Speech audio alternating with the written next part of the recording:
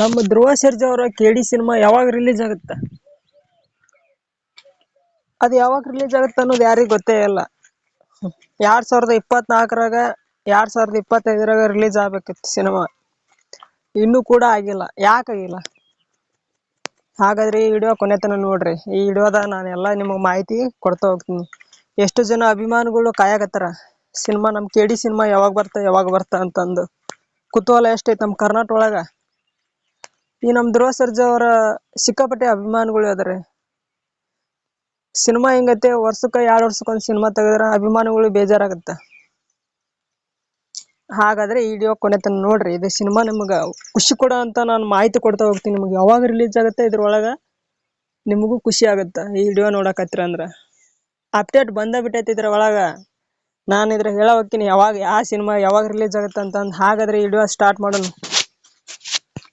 ನಮ್ಮ ಧ್ರುವ ಸರ್ಜಾ ಅವರ ನಟನೆ, ಜೋಗಿ ಪ್ರೇಮ್ ಅವರ ನಿರ್ದೇಶನ ಅಂದ್ರ ಸಿನಿಮಾ ಅವರ ಡೈರೆಕ್ಟರ್, ಅವರ ಕಥೆ ಎಲ್ಲ ಬರ್ದಾರ, ಅವರ ಹೇಳಿದಾರೆ ಈ ಕಥೆ ಹೆಂಗ ಸಿನಿಮಾ ಅಂತಂದು ಅವರು ಎಲ್ಲ ಹೇಳಿದಾರ. ಈ ಸಿನಿಮಾ ಯಾವಾಗ ರಿಲೀಸ್ ಆಗುತ್ತ?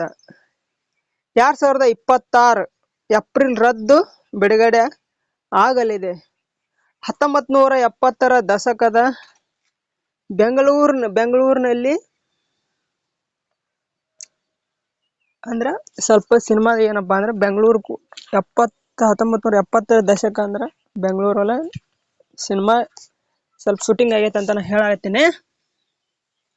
ಹಾಗಾದ್ರೆ ಈ ಚಿತ್ರದಲ್ಲಿ ಸಂಜಯ್ ದತ್, ಶಿಲ್ಪಾ ಶೆಟ್ಟಿ, ರವಿಚಂದ್ರನ್ ಮತ್ತು ರಾಮೇಶ್ ಅರವಿಂದ್ ಅಂದ್ರ ನಮ್ಮ ಸಿನಿಮಾದ ನಮ್ಮ ಕೆಡಿ ಸಿನಿಮಾದ ಒಳಗೆ ಇಷ್ಟು ನಟನೆಯ ಮಾಡ್ತಾ ಇದಾರೆ ನಮ್ಮ ಧ್ರುವ ಸರ್ಜಾ ಕೂಡ. ಹಾಗಾದ್ರೆ ಈ ಸಿನಿಮಾ ಯಾವಾಗ ರಿಲೀಸ್ ಆಗುತ್ತೆ ಅಂತ ನಿಮ್ಗೆಲ್ಲರೂ ಗೊತ್ತಾಗ್ತದೆ. ಇದು ಯಾವ ದಿನ ಯಾವಾಗ ಅಂತಂದು ಆದ್ರೆ ನಿಮಗೆ ಹೇಳ್ತಾ ಹೋಗ್ತೀನಿ ನಾನು. ಹಾಗಾದ್ರೆ ರಿಲೀಸ್ ದಿನಾಂಕ ಏಪ್ರಿಲ್ 30, 2026 ಅಂದ್ರೆ ಬಿಡುಗಡೆ ಆಗುತ್ತೆ ಫ್ರೆಂಡ್ಸ್. ಏಪ್ರಿಲ್ ದಿನ 30ನೇ ತಾರೀಕು ರಿಲೀಸ್ ಆಗುತ್ತೆ. ಎಲ್ಲರೂ ನೋಡ್ರಿ. ಇದು ಯಾವ್ಯಾವ ಭಾಷೆದಾಗ ರಿಲೀಸ್ ಆಗುತ್ತಂತ ನಾನು ಇದನ್ನು ಕೂಡ ಹೇಳ್ತೀನಿ. ನಾನು ಕನ್ನಡ, ಹಿಂದಿ, ತಮಿಳು, ತೆಲುಗು, ಮಲಯಾಳಂ ಭಾಷೆದ ರಿಲೀಸ್ ಆಗುತ್ತೆ.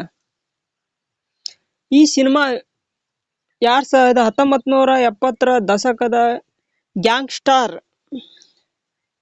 ಕತೆ ಹೊಂದಿದೆ. ಈ ಸಿನಿಮಾ ಎಲ್ಲರೂ ನೋಡಲೇಬೇಕಂತ ನಾ ಹೇಳತ್ತೀನಿ. ಏಪ್ರಿಲ್ 30 ಈ ಸಿನಿಮಾ ನೋಡ್ರಿ. ಸಿನಿಮಾ ಹೋಗ್ರಿ, ಥಿಯೇಟರ್ಗೆ ಹೋಗಾಟ ಖುಷಿ ಪಡ್ರಿ, ನೋಡ್ರಿ. ಸಿಕ್ಕಾಪಟ್ಟೆ ಚೆನ್ನಾಗೈತೆ ಸಿನಿಮಾ, ಕೆಡಿ ಸಿನಿಮಾ. ಮತ್ತು ನಿಮ್ಗೆ ಯಾವ ಸಿನಿಮಾದ ಹೀರೋನ ಬಗ್ಗೆ ಬೇಕು ಇದರೊಳಗೆ ಮಾಹಿತಿ ನೀವು ಕಮೆಂಟ್ ಹಾಕ್ರಿ. ನಾನು ನಿಮಗೆಲ್ಲ ಪೂರ ನಿಮ್ಗೆ ಹೇಳ್ಕೊಡ್ತೀನಿ. Thank you friends.